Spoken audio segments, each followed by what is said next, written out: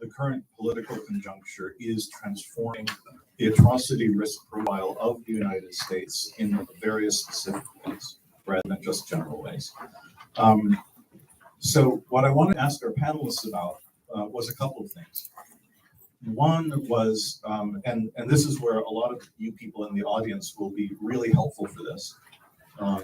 So we might even open things up to Q&A a little bit earlier than usual, because a lot of the sort of background, broader points were things that we talked about yesterday morning. But for my part, I'm very interested in being concrete and specific about just what is it, not just atrocities in general or violence in general, but by whom, directed at whom, and in what way and when should we be thinking about in terms of the transformed atrocity risk profile for the United States.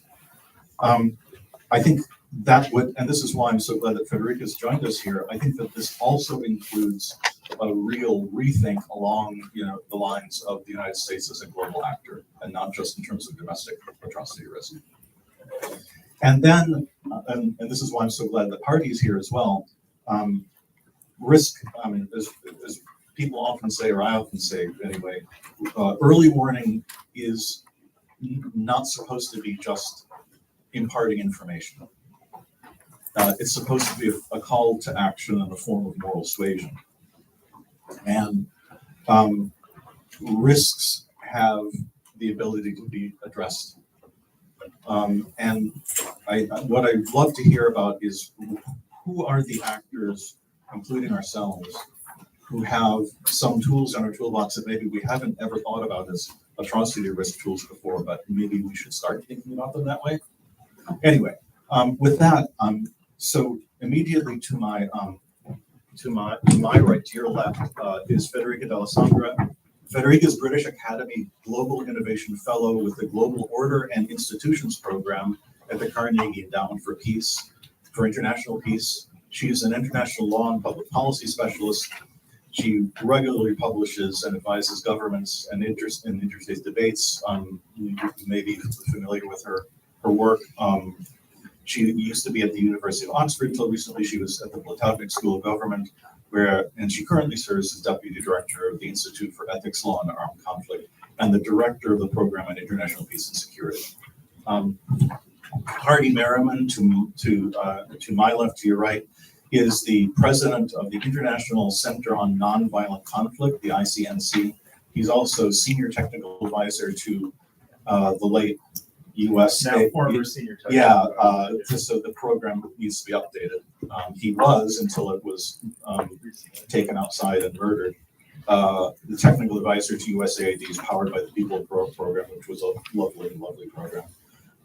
For over 20 years, he's worked in the field of civil resistance, presenting, writing, leading workshops, grant making, and developing programs that support nonviolent movements, advancing human rights, freedom, and justice around the world. And finally, on the far end here is Alex Hinton. He is the Distinguished Professor of Anthropology and the Director for the Study of Genocide and Human Rights at Rutgers University, where he's also UNESCO Chair on Genocide Prevention. He's the award-winning author or editor of 17 books, including, and why he's sitting there, It Can Happen Here, White Power and the Rising Threat of Genocide in the U.S. from 2021, which I highly recommend. We also had scheduled Efrén Olivares from the Southern Poverty Law Center, who is a lawyer and human rights defender who is working specifically on protecting forced migrants from at the U.S.-Mexico border from violence and persecution, but a case of COVID got in the way, and so Efrén, he's fine, but he's it's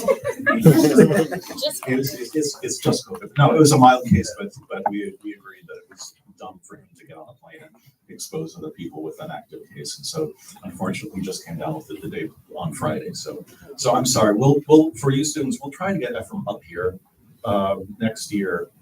He's wonderful. Not that you aren't wonderful. So I'm not. I mean, just really to get things started, I think I actually kind of want to start in backwards order a little bit and sort of do things a little bit counterfactually. And actually ask Hardy to start us off by, the reason I was so excited to ask him is that I don't think Hardy would necessarily thought of himself until very recently as an atrocity prevention specialist. And I wanted to ask him about his work a little bit and how that work is being inflected or transformed in the context of a country that's undergoing such recent democratic backsliding, where we know that democratic backsliding, in other words, countries that are in transition from democratic to post-democratic systems, are at a substantially higher risk for large-scale political violence than either democracies or authoritarian governments. Thank you so much, Max. It's great to be on this panel. It's an honor to be with you, and all of you too, and everyone online. It's a broad question you ask.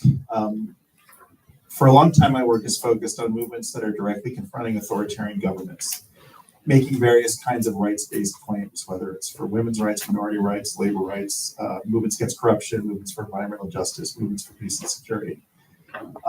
And it's been in the last probably 10 years that I've focused more on democratic backsliding contexts. There are certainly commonalities between popular nonviolent civil resistance movements confronting authoritarian governments versus backsliding democracies. One thing I say is that taking on an entrenched authoritarian is probably one of the hardest things you can do, but struggling against a backsliding democracy is often one of the most confusing things you can do. And the terrain, the essence of it in a backsliding context is that you're never quite sure if you should rely on institutional means or non-institutional means, or both, or how to synergize them. There's an array of actors that all have experienced to varying degrees of success in their own domains, whether those are federal civil servants, the judiciary, state and local governments, opposition political parties, or civil society, that suddenly have to start playing together in ways that they're not used to. In Poland from 2016 to 2013, they went through a spell of backsliding, for example, and judges were suddenly protesting and doing all kinds of things that we would normally think would be just too activisty and grassroots for judges to do. And there's many other examples of activists actually showing solidarity with civil servants whose jobs maybe they didn't understand before, and suddenly they're having to get attuned to it. And so it's interesting. Really countering democratic backsliding is a team sport. There's an array of actors that can do it. But everyone on the team needs to learn their role and needs to learn how to play well with other members of the team, while time is very sensitive. Because if you're going to try to stop backsliding, everyone will tell you the sooner the better. And so you've got to sort of build consensus on team democracy about, okay, these are the stakes. And there's often some degree of denial and confusion about that. And then start to think about how to synergize. So it's a tall order. There are some baselines on backsliding democracy that I just think are worth sharing that I feel like everyone should know. So we have about 120 years of data on this topic. It has received a lot more scholarly attention recently. And so what we know is that, this is according to a study that came out a few years ago, the average democracy in any given year has only a 2 to 3% chance of backsliding. So the experience of living in a democracy, in spite of its flaws or pockets of authoritarianism or corruption, is that it's relatively sort of stable. You're within a range. And then when the democracy starts backsliding, the exact same data will tell you that it tends to break down into authoritarianism over 70% of the time, 70 to 80% of the time. Once they start backsliding, it's a bit like a disease that sets in. Their chances of survival go down dramatically. And you would think this is two conflicting studies, but it's not the same body of data. So to get people out of feeling like, I know how things work in this range that's been stable for my life, to suddenly all the political capital and skills that I built may actually not work the way I want them to, and now I have to shift dramatically, is a really hard pivot to make. More to say, but maybe I'll stop there.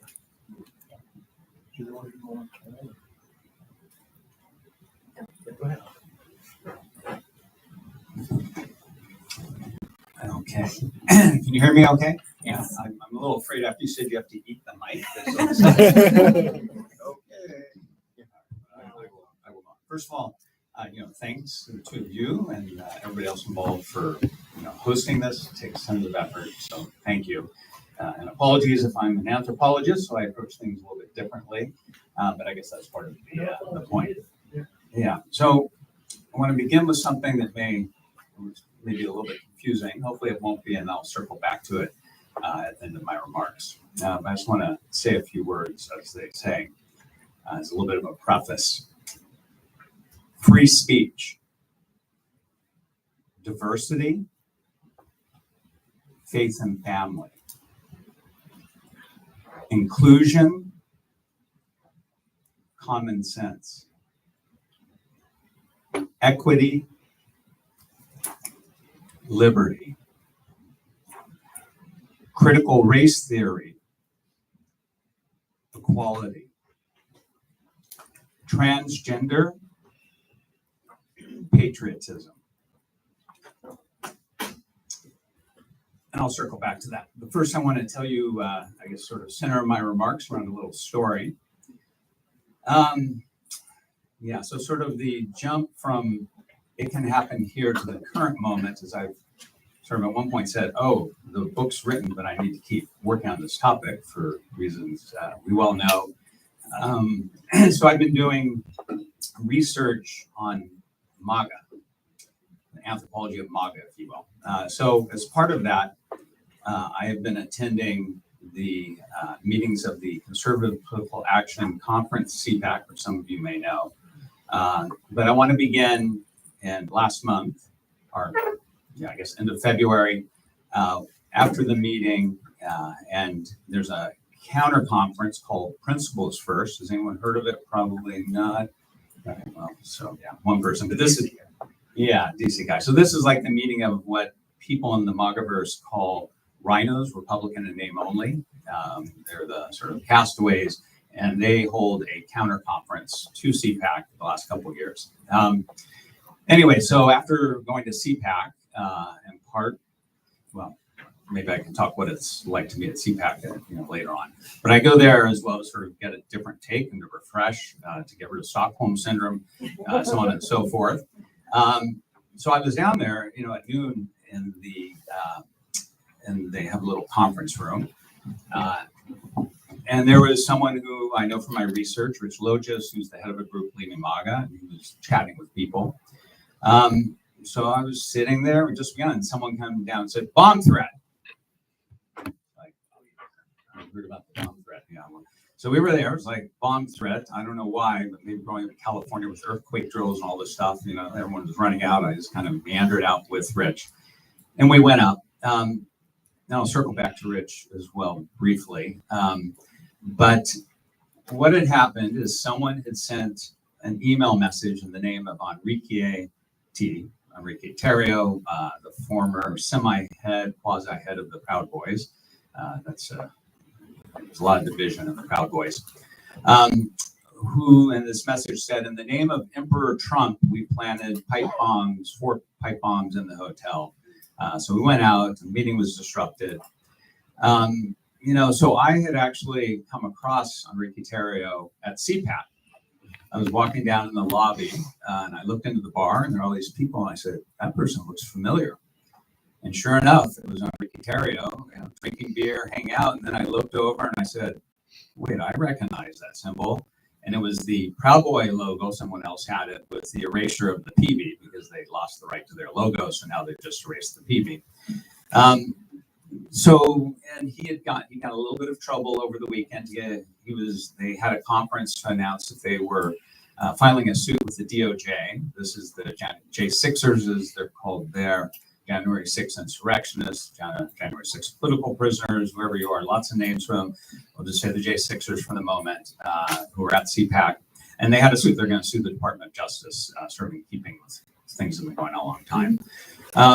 So he had hit someone's arm, got arrested. Then he had gone on the day before. I was at Principles First and started screaming and trying to intimidate one of the DC police officers who's frequently on CNN. Fanon, I don't know if people know him, but he was harassing him. So, Terry was very active. And so when I ended It Can Happen Here, which was written during Trump 1.0. I ended, I sort of wrote the book. It was about US history, past and present, and sort of moved through the Trump administration 1.0. Finished the book in 2020, and then we had the insurrection. I wrote a preface about the insurrection. And here I was, principles first in 2025, and Terio's back. And, so I'm writing a new preface to It Can Happen Here 1.0 that's going to hopefully come out next year. And I may start it sort of at the moment I just told you about. And so speaking to the question of what's the situation? So by it in the book, it has the word genocide, but inflects more broadly towards authoritarianism, possibilities, totalitarianism, fascism, political violence, all the way to atrocity crimes and genocides, like the spectrum. And so that's sort of how I'm looking at the new thing. But, if we sort of think about this fact that here's Enrique Terrio at CPAC, along with a bunch of other J6ers, head of the Oath Keepers, a bunch of other people, literally being quote unquote welcomed like heroes. This is what one of them said. And that's the way it was. They were like stars. They were almost worshipped at this. It was very strange to see. This is at CPAC, not Principles First. We can think, well, first, what's the fact that Terrio is here? Well, we see an erosion of the rule of law. We see impunity, a movement away from accountability, the things that have been talked about here. So, it can happen here. You just laid it out, right? So one thing is democratic backsliding and soft authoritarianism. And I think we've talked about that to some extent. So that's the, that is heading towards, the Orban model. I wanted to note that we have Cambodia. I do a lot of work in Cambodia over the years, and we're about to have the 50th anniversary of the Khmer Rouge rise to power on the 17th. And Cambodia also now has a more than a soft authoritarian government. That's sort of a different thing. So, that's number one. Number two, what does it mean? What was Terrio doing back in 2020? Right? He was there fomenting an insurrection. So looking ahead at the it of violence, many people expected there to be violence, as just alluded to, in the 2024 election. I work now with grassroots depolarization groups as one of my buckets of research. It's kind of tied into this, in addition to doing the MAGA, it kind of links together. And I was at training actions for polling stations, right? As part of this, we're getting ready to take action at the Clinton there. And probably everyone's heard that, the sort of rumors, stop the steal, had already bubbled up during the night of the election. And then once it was clear Trump won, they all disappeared from social media. And that was a real point that many people recognize the danger. And that, well, now we don't need to go to 2026, but think about 2028. That is something that hopefully everyone's looking at, but that's a moment when the U.S. could really descend into political violence, extreme, I could use the word civil war, but a lot of really bad things could happen. Movement through a crisis, much more quickly and rapidly towards soft authoritarianism.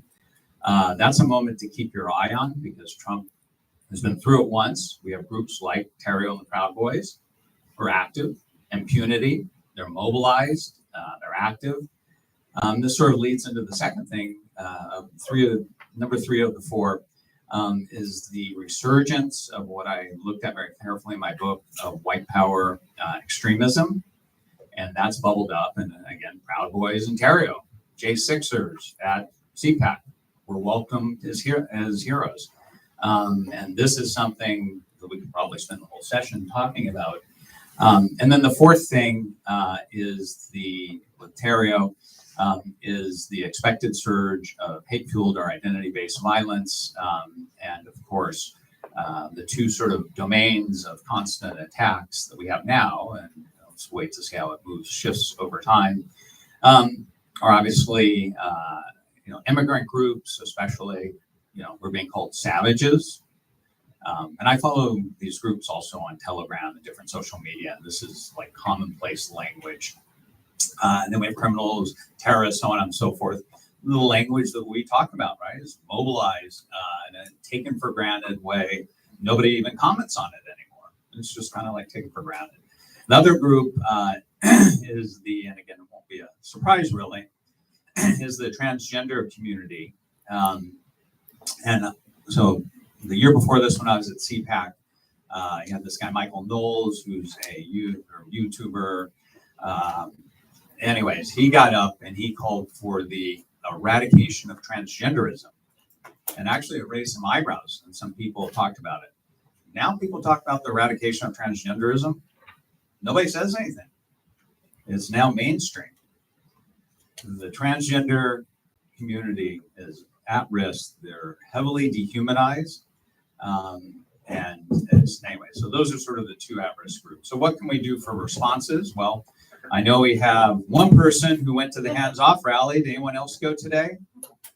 I went. One person. So there's across the country, there are demonstrations taking place.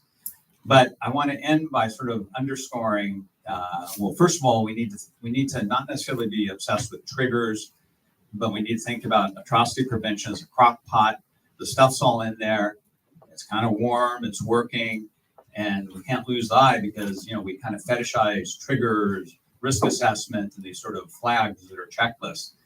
To me, you think about like a crock pot. The stuff's there, and you got to dive in and get a really close look to figure out what's going on the ground. And I think this gets to the problem in the field where often it's experience distant versus experience near. I'm biased. I'm an anthropologist, so I have experience near. But I just want to end by saying we need to practice what we preach.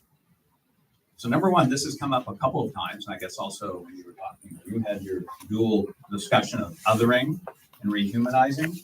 It is really easy to slip into us-them binaries and reference to Trump supporters. All the time it happens, them, they. And that's the language I hear at CPAC in the bubble. It's all about the evil them. And it's really easy, and I've heard it here, I hear it everywhere, to do this. These are very complex groupings, like what is a Trump supporter? We can't spend a long time talking about that. I just wanted to mention Rich Logis, who is he spoke at the DNC, maybe some of you saw him there, who was hardcore into MAGA. And at a certain point, he left. He established an organization to try and help people come out of MAGA. And his message always is, look, you can't think everyone's just a racist homophobe in MAGA. It's not true. Most people are good people. They're just in these bubbles, like all of us are, right? Where they're getting the messaging and it sounds convincing. And so we need to sort of think about understanding, even having a sort of capacious empathy of understanding and perspective in order to do what you mentioned, which is rehumanization, having dialogue. And those are sort of the basis of doing these things. And there are a lot of groups in the US already doing this stuff. They've been working on it, many of them since 2016, 2017, to try and depolarize. So that's a hopeful, maybe you want some hope, that's a hopeful little message. Thank you. I'm going to turn it over to Fedrica now, and maybe Fedrica, you can talk about, we've so far been, I think, focused on domestic issues. I mean, I'd love to go back there and sort of try to make some distinctions between, specific concrete risks and specific concrete perpetrators, because I think that we're conflating, maybe not. I mean, we're running together the government or state in unwillingness or inability to maintain a monopoly on legitimate violence, whether by design or not, versus direct state perpetration. And those two are, of course, very linked, but they're also very distinct, and they would tend to actually target probably different groups and have very different threat profiles for different groups. Maybe we can pivot back to that domestic conversation in a bit, but one of the things that that all of us know is that this goes on this is accompanied by what is being attempted as an utter transformation of our foreign policy posture toward a swing away from soft power toward hard power, as though the last 100 years never happened. But it does bring up the prospect of, I mean, the United States has never been shy of engaging in armed conflict during the last 70 years, make no mistake. But that risk of the United States as a military aggressor for international conflict is now on itself under transformation. And I would love to hear Fedrica's thoughts about how she sees that transformation. Thank you, Max, and thanks everyone for bringing us together. It's truly, truly a privilege to be here, and I mean that sincerely because, as everyone has discussed already, these are really difficult times, and having the opportunity to come together with, like-minded friends and to find, solidarity is very important. So I'm profoundly grateful. I do want to answer your question. Before I turn to it, I just wanted to react to what the previous two panelists contributed, which I actually entirely agree with.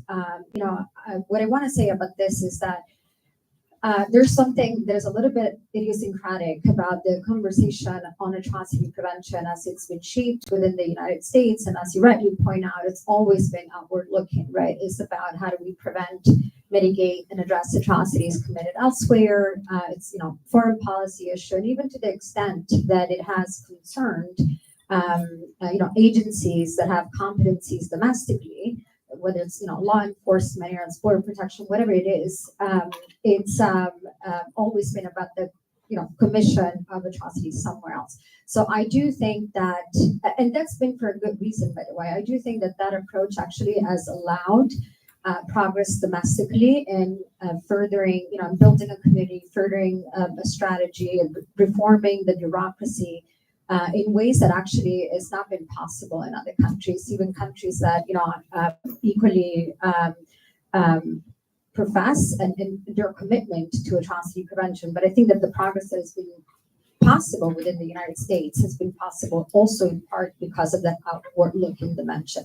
Now, I think that obviously things are different now, and the taboo of talking about domestic risks, as you rightly pointed out, Alex, was certainly the seal was broken on January 6th. So I think that I just wanted to underscore this notion that the imperative of monitoring and assessing risk factors, indicators, and having nuanced conversations. Obviously, now there's a certain urgency that it ought to apply domestically as well, and it gives that a whole new meaning. So maybe that's a paradigm shift that we all need to reckon with, and that's something that is going to have to be driven by the civil society because this administration is not going to be treating any of those threats or risk factors as what they are. I mean, it was shocking to me that the 2025 threat assessment by the intelligence community in the United States, which was just released, didn't even mention the word violent extremism. And that's quite shocking, right? Since 2000, at least insofar as what's publicly available. And that's quite shocking given that, that's been an issue that has been recognized as such since at least 2019. And progressively then after 2021 and so until 2024, it was very specifically linked to not only racially and ethnically motivated violent extremism, domestic violent extremism, which is different from homegrown violent extremism. If you're interested, I can tell you what the difference is, but also the fact that in 2024, I believe specifically, it was emphasized that the characterization was white supremacy. Right. So the fact that 1 year later, there's not even the word contained within the document, I think it's really, really disturbing and tells us something about, obviously how this administration sees domestic threats.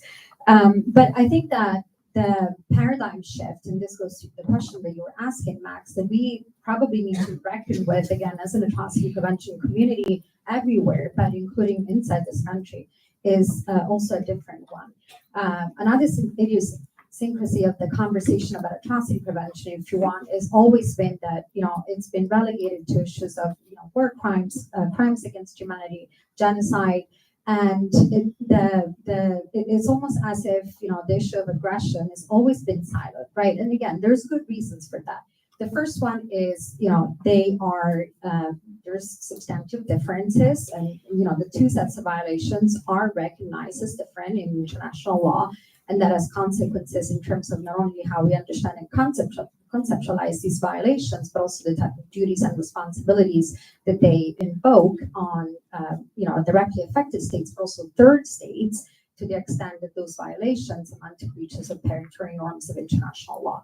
I think another reason why the conversation has been siloed, though, is because, interstate aggression really in post-World War II history has been rare. It's not been the norm.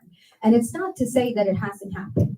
And it's also not to say that, particularly since 9/11, the progressive and sustained sort of erosion of norms around the prohibition on the use of force have not been devastating for civilians around the world. I mean, that's a given, right? But I think that what's different now is the fact that, we can no longer take for granted that aggression and military confrontation among states is the exception. And even if we did, by the way, I've always taken the view that at an empirical level, both sets of violations are relevant to atrocity analysis. But in any case, what concerns me the most is the fact that, obviously we've heard that President Trump refused to rule out the possibility of using military force for territorial acquisition. And whether or not you take that seriously, and I think that particularly in the context of, Greenland, for example, there is, it's a little bit different than some of the other two contexts that I'll talk about, just because, Greenland being a NATO country, there is mechanisms within the alliance that at least attempt to mitigate risks of escalation, which again, it's not a given that they will work, but at least there's mechanisms there. But what I'm really concerned about is, when you look at what's happening with the, negotiations around the war in Ukraine, right? If President Putin gets his way, guaranteed, he's, this isn't the end of it, and this is really dangerous. And we're seeing how European countries are reacting in, rearmament, because the threat is very real on the continent. And so I cannot, in good conscience, exclude the risk that if President Putin gets his way, the conflict that currently is in Ukraine will not expand to the rest of Europe. And similarly, when we look in the Asia Pacific, President Xi has made absolutely no secret of his intention of wanting to pursue reunification with Taiwan at all costs, even if that entails using military force to do so. And in fact, there is plenty of information that preparations are in place, with campaign estimated to begin around 2027. And I think what's particularly dangerous about these the potential for these military confrontations is that what we're going to see is confrontation. If it does happen, we're going to see confrontation between in a context where not one but both parties to the conflict are military and technological superpowers, and that is going to have huge consequences and devastating consequences, in terms of the human toll that it is going to take. But I think that it also encourages us, if not forces us, to really rethink about how we conceptualize atrocity prevention. Because, whether it is in terms of the risk factors that are present, or whether it is in terms of the mitigation strategies, or how we conceptualize resilience factors, how we conceptualize interventions, right? Whether it is to maybe not deter, but maybe raise the cost of, will-be perpetrators, or interventions to support vulnerable populations, whether it is inside the country through community-driven initiatives, but also support of refugees populations outside of the country, as well as interventions to impose costs and degrade capacity, not just of perpetrators themselves, but of their enablers as well. And that's at the financial level, at the political level, and in every other level. And this is going to look differently in every one of these contexts. What's important is that it is going to require us to not only rethink how we conceptualize the frameworks that we utilize in carrying out this analysis and this type of monitoring and in driving action, but also action is not going to be sufficient if taken by a single actor or a small grouping of actors. To address these situations, we're going to have to see action there is concerted and it's widespread, and it's at the state, non-state, and supranational level, and it's going to have to come from all regions, right? And I think that that's going to necessarily force all of us very uncomfortable conversations about, including with our friends, both domestically and on the global stage, about what is acceptable, what is not acceptable, where our capacity meets its limits, but also, how do we mobilize as the international community, as a united front, to confront and address the situation. And there are lessons that we can learn from both the situations in Gaza and in Ukraine that I think can be instructive in our thinking about this. But it's going to require hard conversations and really a reframing of the issue itself. How do we form effective international coalitions of state and non-state actors to intervene effectively in democratic backsliding in those very brief? It's a good question. So we know a lot actually about how to counter democratic backsliding. We frequently hear that, aspiring autocrats have a toolkit. They have a playbook. They learn from each other, and we know that. But actually, we know a lot about how to reverse it too. So we know, for example, that popular pro-democracy movements are often essential to counter authoritarian takeovers. And by the way, they're also one of the strongest drivers of democratic transition once a regime has become an entrenched authoritarian regime. There's one study by Jonathan Pinckney and Claire Trilling. They look at about 30 years of data, I think 1991 to 2021. It's about 35 cases of democratic backsliding. And they do a regression. It's a small n, so don't over extrapolate from it, but they do a regression and say, okay, so when you just rely on institutions to try to counter democratic backsliding, your predicted probability of saving your democracy is about 7.5%. But when you have a civil resistance movement that's contending with the aspiring autocrat, your chance of resisting democratic backsliding rises to 51.7%, about 52%. Which means, to go back to like where I started, which is like we've got team democracy and like all these players and I just playing together. Part of where this goes and where they need to see it going is that they're going to have to probably form a movement. This is even if right now it doesn't seem like a movement is like the main driver of things. Where this goes is that if you want to save your democracy, widespread, mass, popular, strategic, and nonviolent participation is often really, really important. And so, and by the way, like if we just change context for a second, now talk about just against authoritarian governments, it is one of those recurrent findings in the field that I'm in that civil resistance movements are one of the most powerful drivers of democratic change. And by the way, when they create a political transition against an entrenched autocrat, the prospects for democratic consolidation are highest as well when you compare it to other ways of trying to get a political transition. So these movements are essential.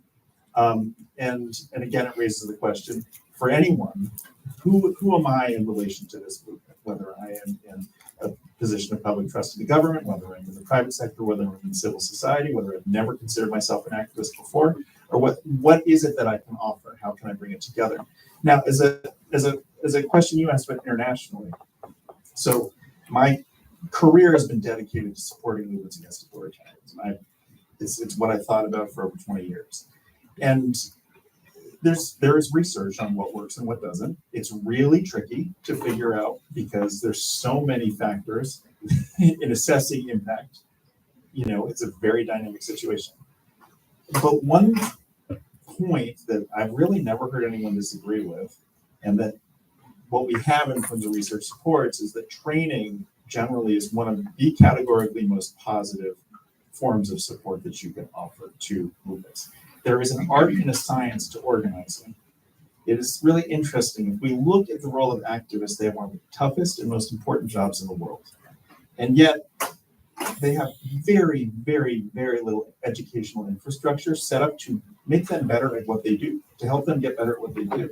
Contending against authoritarianism is a skill-based endeavor. Strategy matters. It's not just about how brutal the other side is. It's also about your skills as an organizer. And so because, in any other vocation, if we wanted to train engineers, there'd be like a structured process of learning. There'd be research brought into the field every year. There'd be mentorship. There'd be communities of practice. There'd be opportunities to apprentice. And then finally you get your license and then they'll let you build a bridge or design a bridge. If you were a lawyer, it's the same thing. Would you want someone who called themselves a surgeon or a dentist who actually wasn't accredited, who just watched some stuff on YouTube and was like, let me work on it? No. But like with activists, often they are relying on like a week workshop or like some stuff they found online. Like what kind of support is that for one of the hardest jobs in the world, right? It's really actually quite absurd. So as someone who's done workshops and anything from like 1 hour to 1 day to 1 week to like sustained engagement over 3 months of online learning, like that's all good. We need more of that. We need a lot more of that. And yet we still have to really check ourselves in the double standard of how much support we give activists to become better at what they do, when all the research tells us that if we want to get out of this autocratic wave, they're going to be essential. The third democratic wave from 1974 to 2006, it emerged at a time of profound pessimism. It emerged at a time when we had scandal in the White House with Nixon. We had the Khmer Rouge in Cambodia. We have the U.S. losing the war in Vietnam. 6 years earlier, the Czechs had been crushed by Soviet tanks in 1968. It was profound. There was coups had caused so many new governments to fall between 1962 and 1974. And yet, we look back in history now to say, actually, 1974 was an inflection point where democracy started actually on the upswing. At the time, no one knew it, but there was a Carnation Revolution in Portugal, revolutions in Spain, and slowly things started to change. By the 1980s, mid-1980s, actually, there was still a fair amount of pessimism until we started to see things really pick up in South Korea, and then Eastern Europe, and so forth, and into the transitions in the 90s. And people said, my gosh, there's this inflection point here. When we look back now, we can see, like, number one, again, the inflection point was a time of profound pessimism. We don't even know if we're at the inflection point now. We might be. Number two, the inflection point moved really slowly. So it took a long time for people to start concluding, wow, actually momentum is shifting. And number three, when we look back at what drove a lot of those transitions out of authoritarianism, again, movements were a critical factor.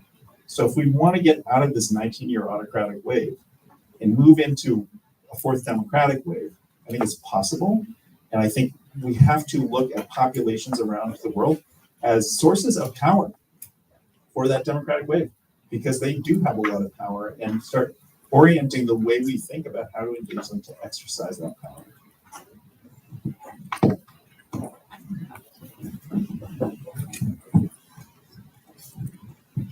It was an interesting panel in the sense that we all have sort of interrelated but different pieces, of course, how you set it up. So maybe I will, we're kind of more to bird's eye. I'll dive back into the sort of granular level. So one of the first things that struck me when I began doing this anthropology of MAGA was that I came from a blue bubble, if you will. New York Times, NPR, probably the one that many of you share, some of you at least. And I had not really taken it. I thought taking a dive into the red bubble was watching Fox. So I actually trained myself for years, CNN, MSNBC, and Fox. Well, Fox is now like principles first. It's the Rhino network, even though, there's still, it depends when you watch and who you watch. What I really wasn't prepared for. So I've gone to 3, and each experience has been different, and I've written about different things.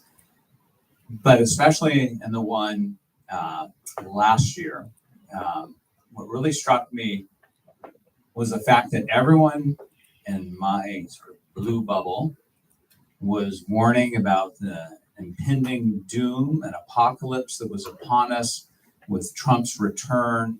And we were going to quickly, as we're talking about, slide into soft authoritarianism, which I also just warned about and was talking about. And then being in this other discursive domain where they believed we were already in soft authoritarianism.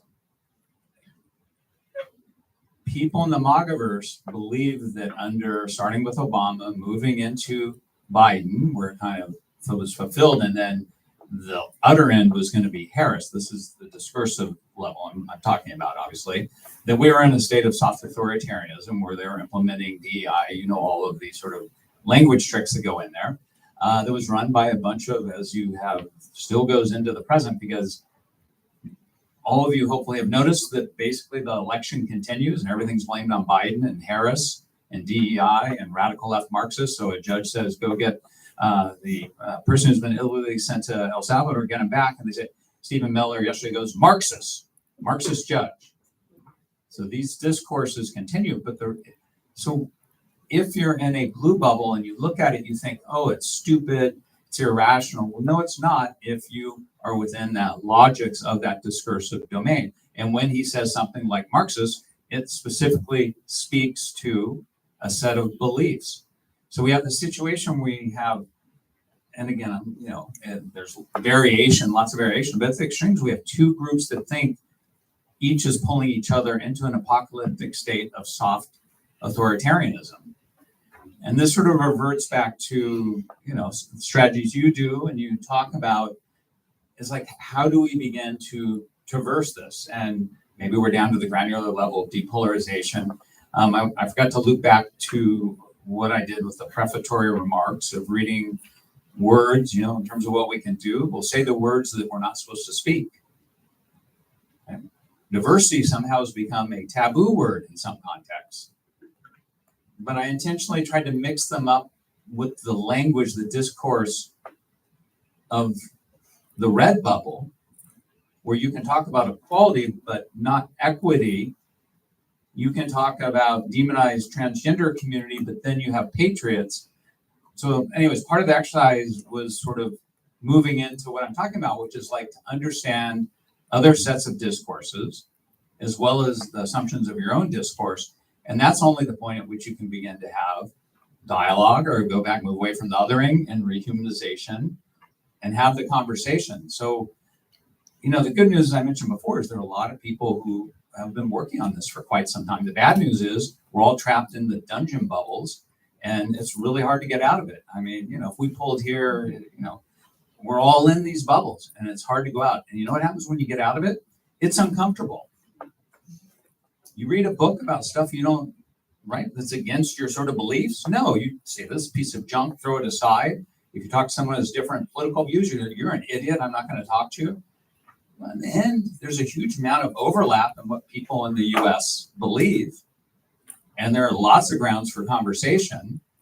And it's sort of like moving away from this demonization. So, part of what I've been looking at is just this stark division or the perception of division that's stoked by demagogues and populists and YouTubers and other people that have put us into this state where ultimately, as I've seen on the ground work with these depolarization groups, they get together, they build trust, they come from very different perspectives, antithetical perspectives, and they build trust. And over time, they come to respect each other and they learn to listen, even if they don't agree. But it's hard work. And, the people are working on it, thanks to you. But I think in the US, this is one of the big problems, back to practice what we preach, because we're all about talking about bridging divides, mutual understanding, but yet how often do we slip into it? So some good news and bad news mixed together, I guess.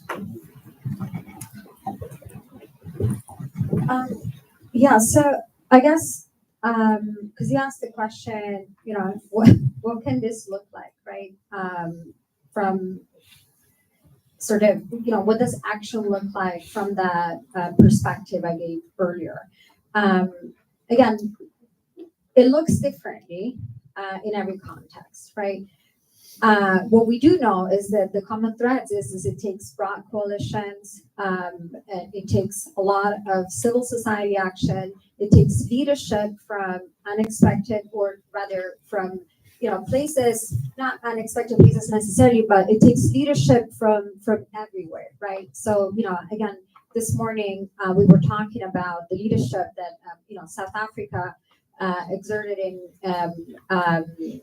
bringing the case of the ICJ against Israel. Gambia did the same for Myanmar, right? And truly, if you talking about good news, if you would have told me 10 years ago that we would see the docket of the UN International Court of Justice filled, and I mean jam-packed with interesting proceedings on the basis of human rights treaties, I would have told you you're absolutely insane. That's never going to happen. And yet here we are, right? If you would have told me that we would see, the Uniting for Peace resolution, I don't know how many of you are familiar with that, but this essentially, as soon as it was written and passed, it was put away. This Suez Crisis Canal. And guess what? It has been revived, right? It's been used with respect to the war in Ukraine, Syria. I think actually was the first time that when it was revived, and of course the situation in between Israel and Palestine. And what's fascinating is that when you actually take this big picture view of what's happening, is what we're seeing is there is a rejection of exertion of certain forms of power and overreach, and the rest of the community and the other stakeholders reacting to that. So in the context of the UN, what does it look like is the moment we started to see the Security Council get gridlocked on pretty much anything atrocity related, we started to see other bodies within the UN exert more forcefully the residual responsibilities under the charter, which they have, including for international peace and security, the General Assembly, the UN Human Rights Council, right? And that's, to me, good, because where diplomacy fails, we need more diplomacy maybe somewhere else. Again, what that looks like is very context specific, but I think, and also let me just say, I don't want to necessarily portray, this rosy picture that these alternative mechanisms that are being leveraged in very innovative ways in some of these contexts are necessarily perfect or particularly effective, especially if you look at it from the perspective of actual protection of, the civilians that are most vulnerable to these egregious abuses, or even the deterring perpetrators from committing such abuses. But there is a silver lining, because the fact that they're being leveraged in unprecedented ways tells us something about the fact that the system as a whole is sort of reacting to what is now understood to be completely unacceptable institutional dysfunction that is driven by nothing but naked power politics. And so I think that there is a message of hope in there, even if they're not, these mechanisms are not necessarily immediately effective.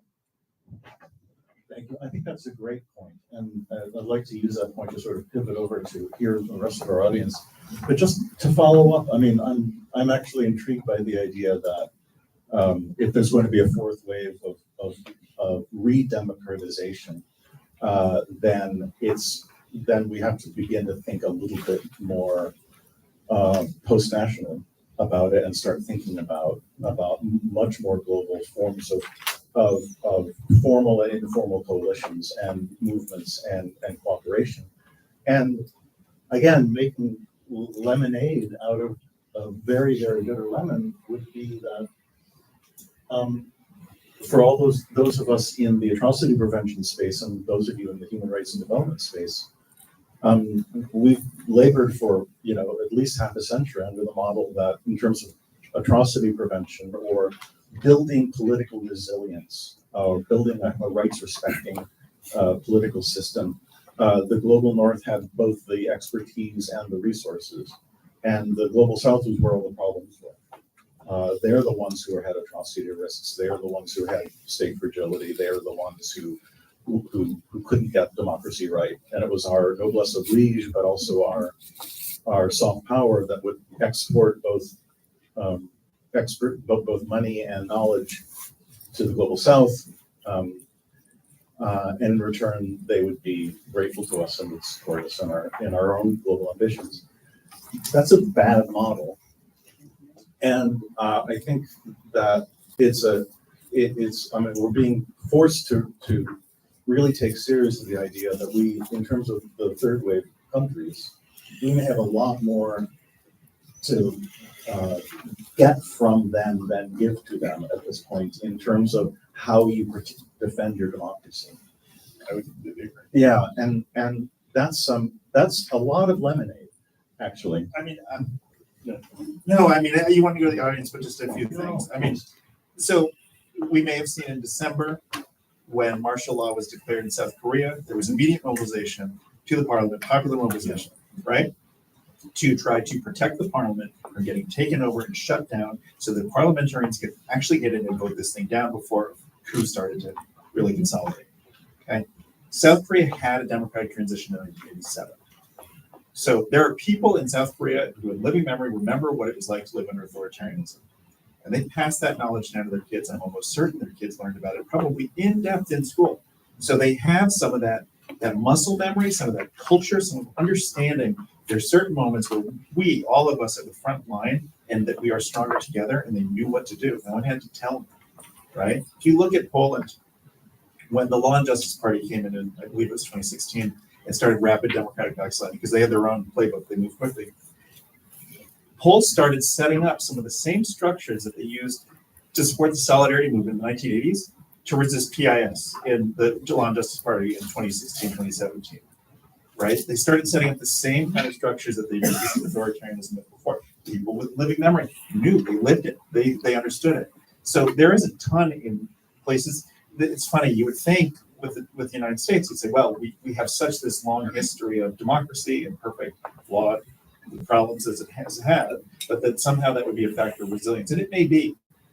And yet, the encountering of rapid backsliding is something that is new for people, that is actually putting people outside of their bubble that other countries actually have a ton of experience with, and we can learn a lot from. And I if I can pivot to one other thing, toxic polarization is common in backsliding works. The way to get the democracy backslide is you got to convince one side that the rules should no longer apply. You got to convince one side that if they win, it's so terrible that now we can suspend the rules. That's toxic polarization. You move from us versus them, which is a healthy, normal polarization in a democracy where you're competing and then institutions resolve the dispute and then you get a shot in 4 years or whatever, 2 years next time, into a part where one says the other side simply cannot be allowed to win at all. So that's toxic polarization. It's common. And I think part of the task for us is if you play into existing lines of polarization in that case, then it doesn't really solve the long-term problem. You might get a short-term bump or something if you're trying to mobilize people. It doesn't work well. It doesn't bode well for your democracy. If you just try to depolarize your way out of it, it often doesn't work either, in my view. And I'd be curious to go back and forth on this. It's not that depolarization is unimportant. It is. But if that is the primary tool, it's probably not going to work, in my view, because a lot of times backsliding happens in the context of a democracy that has failed to deliver for its people. People are angry. Wealth inequality may be rampant. There could be other problems. So when you only try to depolarize, people get the impression that you're not taking their level of grievance seriously enough. So the task then is, yes, some degree of depolarization with simultaneously a repolarization. Not repolarization in a way that's toxic, but trying to realign an us and a them. And what every aspiring autocrat has in common is they're fantastically corrupt, every single one of them. And that corruption spreads pain around society that crosses existing lines of polarization. And that is an opportunity to start to create a different sense of who we are, because we're now all suffering, whether we're urban or rural or whatever party we're from a common set of circumstances. That can begin to be a frame for realignment.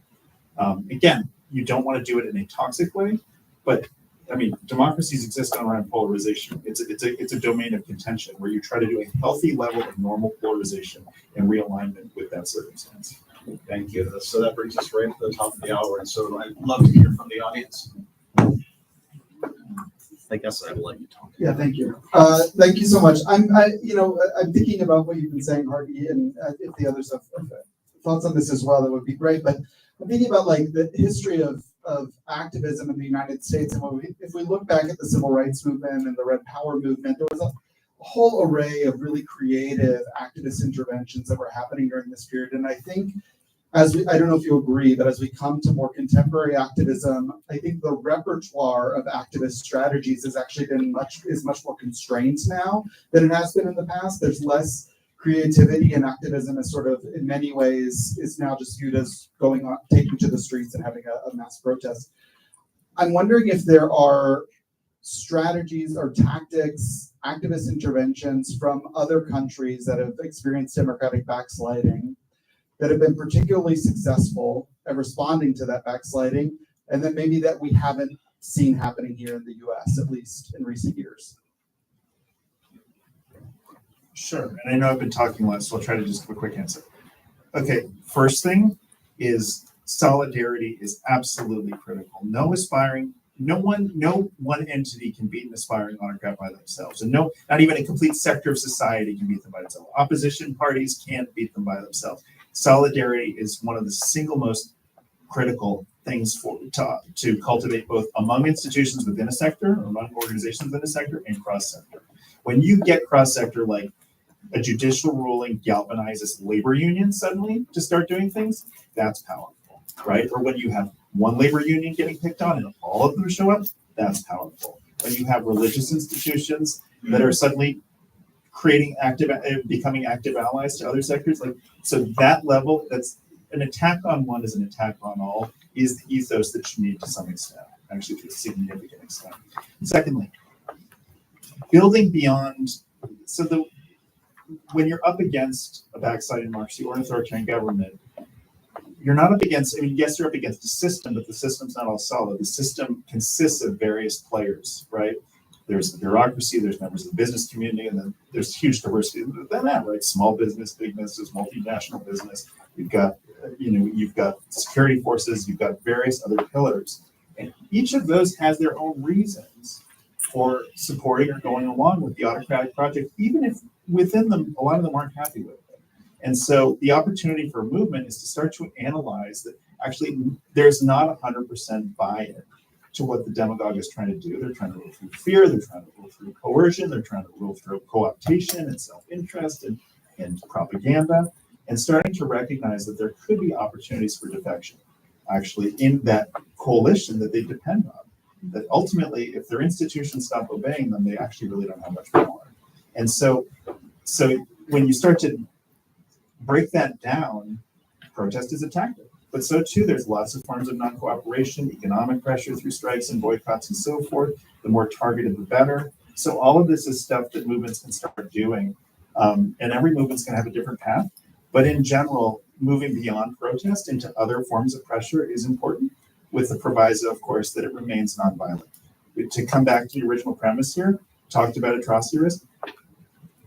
If a movement starts being violent, that risk rises by at least 3 times based on the research. And so that is what autocrats will try to provoke. And that is exactly what a movement needs to actively plan for and prevent. It's not incidental. You don't just sort of hope that people are nonviolent or sort of say, well, it's been nonviolent so far, hopefully it'll stay that way. You actively imbue that norm, cultivate that norm, transmit that norm, and explain why that norm is important for ultimately trying to uphold democracy and lead to a democratic resurgence.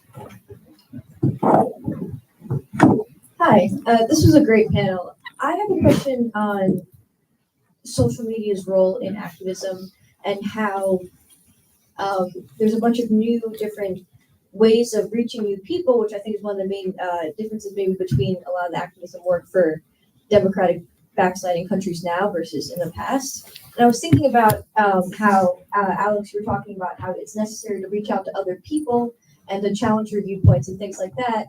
But it's difficult to do so when, say, there are these algorithms that are kind of just giving you the same kind of information over and over and putting you in these kind of echo chambers where it's harder online to talk to other people. So I'm interested to see your perspective of how activism can play a role in bridging a gap online, et cetera, things like that. But also the idea of maybe people are less likely to take to the streets, maybe because of things like performance activism online, where they don't feel like they need to show up in person, things like that. Just your thoughts on that. So, But you guys can yeah, take a turn too. I think because this is specific to activism, so maybe you can start and then I'll talk a little bit about the role of technology in the broader atrocity prevention.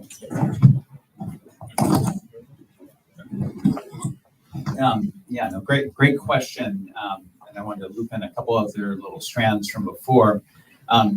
Sort of going back to the sort of toxic polarization, good polarization sort of thing, and depolarization organizations. The point I was sort of make is like, what can I do?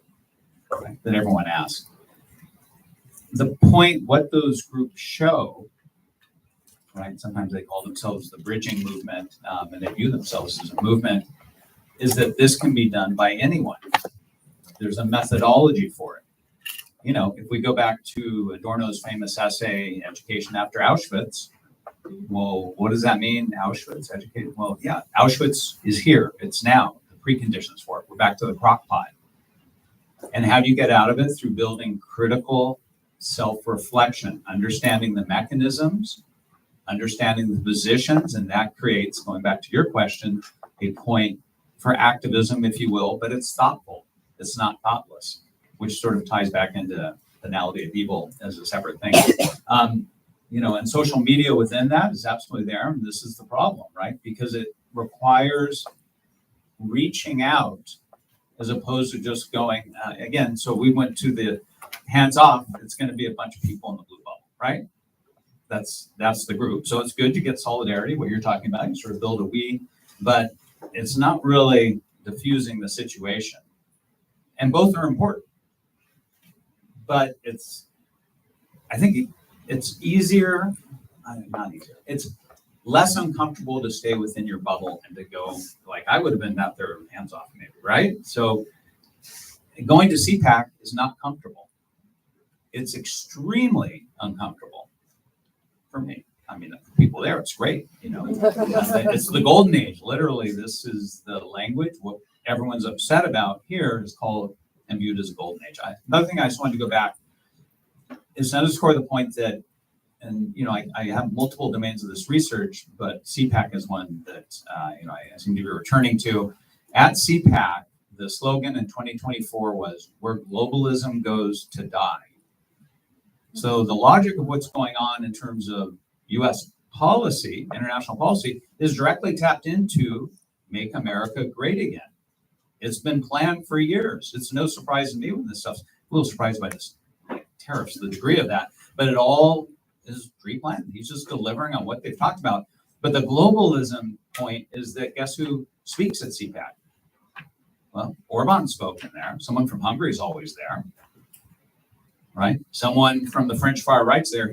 This year, the person from the French far right got upset because Steve Bannon was said to have done a Nazi salute, and he said, "I'm gonna." So it's kind of a weird thing, right? The French far right boycotting, saying, "I'm not going to speak because Bannon did a Nazi salute." That happened, but basically everyone's in dialogue. People from Make Australia Great Again were there. This is a coordinated movement of people who want to withdraw from international institutions, the stuff we're talking about.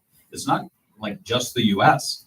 This is a movement, if you will, and they're interconnected.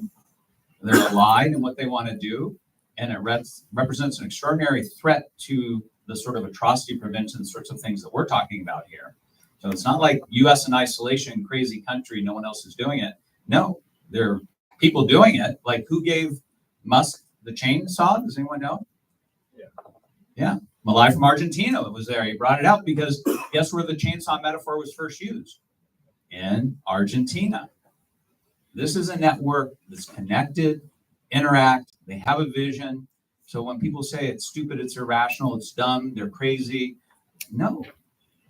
Like it is well thought out, it's planned, and it represents an extraordinary danger to the sort of broader global order, which everyone's now sort of seeing, but is always sort of been in the works, so it's not a surprise. But yeah, so hold on tight.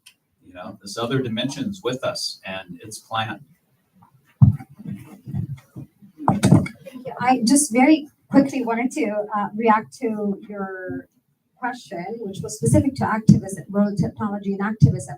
But actually, to tie it back to this conversation, the conversation we're having on atrocity prevention, making lemonade out of very bitter lemons, and also how this ties in with the Trump administration necessarily. Technology. We've talked about the disruptive role and the dangers that technology carries, whether it's in polarizing discourse, deep fakes that can cause incidents, misinformation, disinformation, mass surveillance, AI, the integration of AI across a whole range of military operations, and that's all true, and it's all very concerning, right? Like that's another area where we do need to have a paradigm shift. This is something that is new, that it does carries threat both at the local level and to the international order, to be frank. But also technology is a double-edged sword, right? And it also does have a lot of potential to assist in achieving the objectives that we want to achieve. And even if you just look at the atrocity prevention space, technology is now supporting, monitoring efforts, is supporting, civilian protection efforts, is supporting, accountability efforts. We're seeing, technologies that previously were only available to, states and, big state agencies that now are, currently available to pretty much anyone, satellite, remote sensing, and mobile phones, even the ability to take photos and videos. There are specific apps that allow you to do it, and that allow you to save the data so that the information actually can later be used even in judicial proceedings. So there is a lot, and by the way, technology is supercharging our ability to put evidence together and not just identify perpetrators, track them, build databases so that even if today accountability is not possible, maybe it will be possible some other day, but we're going to keep this information locked up, and when the moment comes, we're going to be able to go and retrieve it to carry proceedings, right? So this is all to say that there is a two sides to that argument, but if you're interested in the issue of technology, there's a very fabulous symposium on just security that is called Thinking Beyond Risk, and there's a number of contributions that tie specifically to the atrocity prevention discourse, but that I really encourage you to look at because they're just phenomenal contribution. Thanks again for another fantastic panel. Like every day, we like to say, "Oh, this has been my favorite panel so far." It's just like you keep talking. I'm really grateful to be here. I have a question for the three of you, but I think maybe the last question could be a good segue to it, with the question of like social media and activism, and social media is taken away from actual activism. I mean, I think we have imaginary disconnect between what's happening in social media and what happens on the ground. And even from my experience in the Egyptian revolution, I mean, a lot of people were very fast to label us as the Facebook revolution, which was not. I mean, and it was not born in 2011. It was a decade before of trying and winning battles of like the independence of the judiciary and others. But, and I'm being self-critical here, the problem with movements that particularly start from a human rights perspective, by definition, they become, for lack of a better word, a victimization movement. I mean, like the discourse is like, people are being tortured, we're being dismissed, we're being so and so and so. This is important. And one of the triggers of the Egyptian revolution was that symbol of a man, Khalid Said, who was tortured to death, and his picture of his wicked face deformed in the news was the first protest was about him. Now, that's a good start to get people to be informed and come. They will come, but they will stay and join you if you see you winning. It was the first 3 days we were being shot at. And the third day, when there is like this iconic photo of us on the bridge, and there's like conquering the vehicles of the security, this is when the millions came. because they saw us winning. And now in the United States, Trump is making, or the MAGA movement is making them very costly to be in opposition. And to the extent that people are self-censoring. I mean, is it worth losing my job over that? Is it? So people need like a glimpse of low-hanging fruits for us to show us like there are moments that show that we have at least a path for winning and not just criticizing and showing us like, look at what they're doing to us. So my question to the three of you, like, what would you identify as those ones? And sorry for the...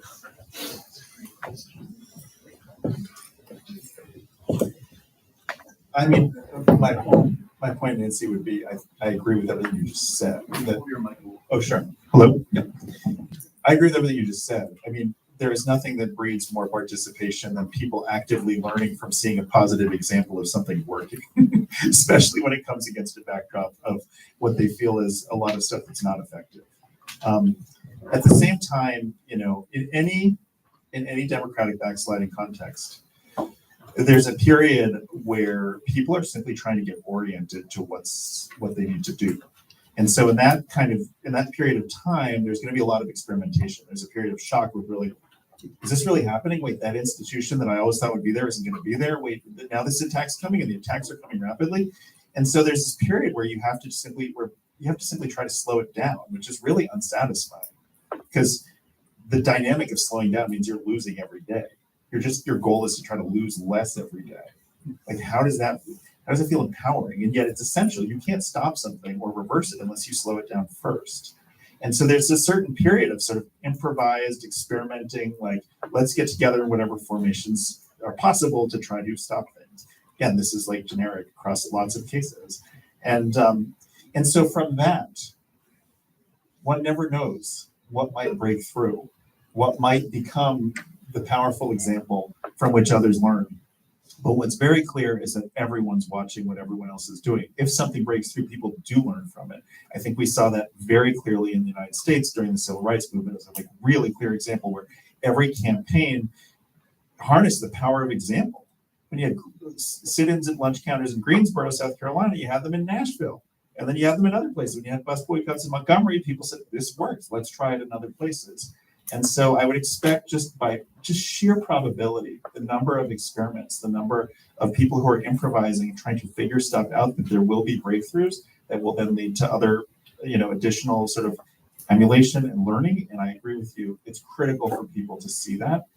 And one other point, it's also critical for people to move beyond, here's what I'm against, into here's what we're actually for. The dynamic of democratic backsliding is one where a lot of people lost faith in the system, so they became receptive to the rhetoric of someone who said, I'm going to tear down the system. If their primary, it's hard to rally people to protect a democracy that they felt never worked for them. So part of the job of the opposition, also to keep people involved, is to actually articulate, we want to move towards a system that actually works for you again and that you can trust. And that's a tall order. That's a longer term project, but it's critical for oppositions to cultivate that.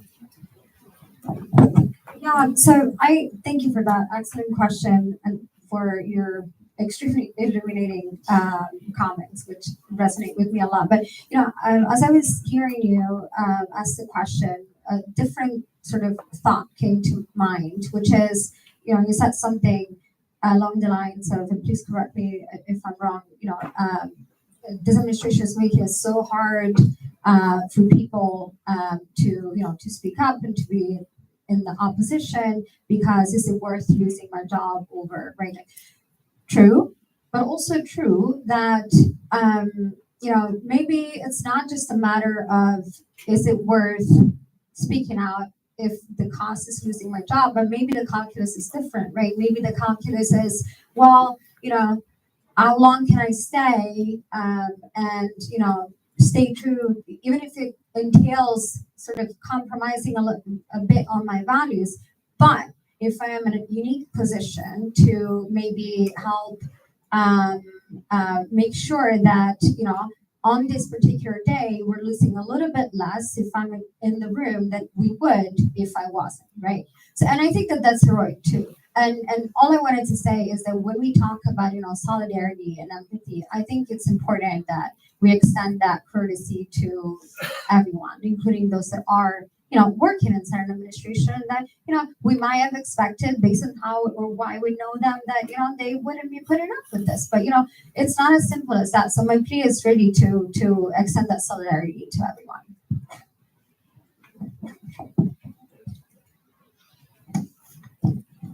Yeah, I mean, I think I've spoken about that in different ways. Yeah, so maybe. I have something that I don't know. It might emerge as a question, but could be a bit off a comment too. I'd like to speak a bit about the messiness of atrocity prevention in the US, how bloody messy it is in comparison to other places. And I'm not giving wins to US exceptionalism, but I'm trying to emphasize a bit that the structures, given that there's no recent memory present of similar moments, consequently the work is a bit harder. Here, I would like to also build on what Nancy and Hardy spoke about related to positive examples. I agree that a movement coupled with institutional resistance has a way higher success rate. But I also want to build on what Nancy and you said, also a movement that has institutional allies within the government that's not monolithic, which is usually a very salient characteristic of a democratic backsliding as opposed to an authoritarian regime where it's a bit harder. But even there, it's possible to identify elements that are opposed to the authoritarian project within the system. But that means you actually can win victories that mobilize and energize the movement a lot. And we are an organization, my organization, that engages quite a bit institutionally. And there's a good history in the US in recent years of engaging with an atrocity prevention lens on policing, on memorialization, on local government issues related to civil and human rights commissions, which are a better basis for dealing with some of the grievances that come in the early moments of abuse. And consequently, there's a huge infrastructure for intervention and for easy wins at the local and state government level, which is wonderful and different from an authoritarian scenario. What I want to speak for a second about, though, is what is an unlikely US-specific obstacle to engagement is the funding structure for civil and human rights programming in the US. I don't know, one of the most interesting developments after the moves of this administration against migrants and refugees in recent weeks is the fact that the big funders in the migrant and refugee protection space started cutting their programs for migrant and refugee protection because of fears of accountability issues, liability issues, sorry, because there have been some threats. Consequently, actually, the administration doesn't even need to work hard. Our friends and allies, the big foundation system, actually did their job. They mobilized quite a few of the organizations that were about to be active. It's very hard to work in an environment where resources come from institutions that are still in a very confused state and entertain at the same moment an idea of authoritarian threat, but also a sweet fantasy of business as usual, where they actually do not take input from their partners and refuse to take input because the traditional funding structure is still held up, you know.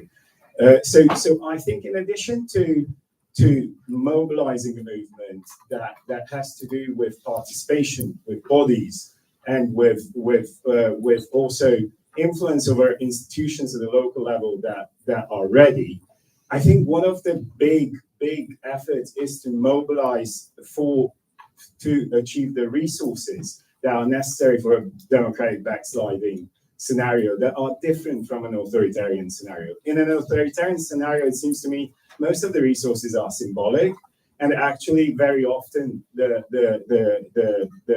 wins are in the symbolic space, and then they engage cracks in the system. In this situation, you actually also need very heavy resources to engage institutionally and in terms of movement building. And that, unfortunately, in the US comes from a limited set of actors that, to the moment, are not so interested in being liable and being potentially exposed. So I think one area of action in the US at the present has also to do with convincing the funding structures that, yes, this is the moment to step up. And I know we haven't been that successful as a movement in atrocity prevention in the past with this in the US, especially because that also means there will be funds withdrawn from atrocity prevention globally. That's always being told to us. So I need to stop. But I think you get the message. It's a bit messy. And the resource issue in the US is actually strangely complicated.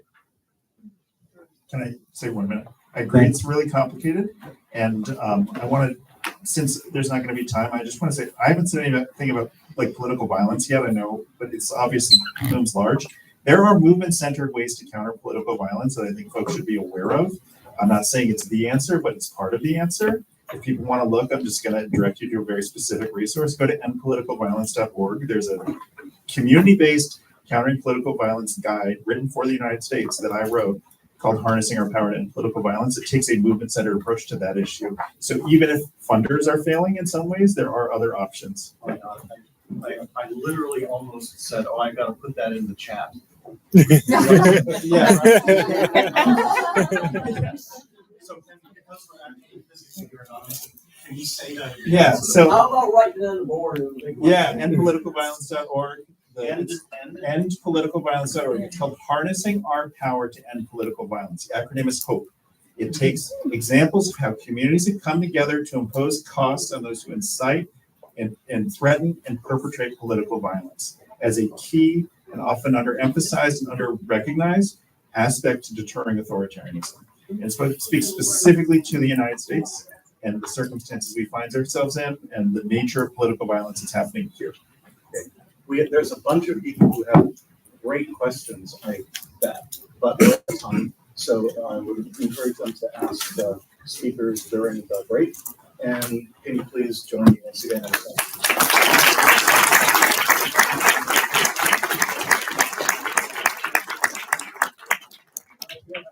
Mark, see you back here at the top of the hour. It's still on.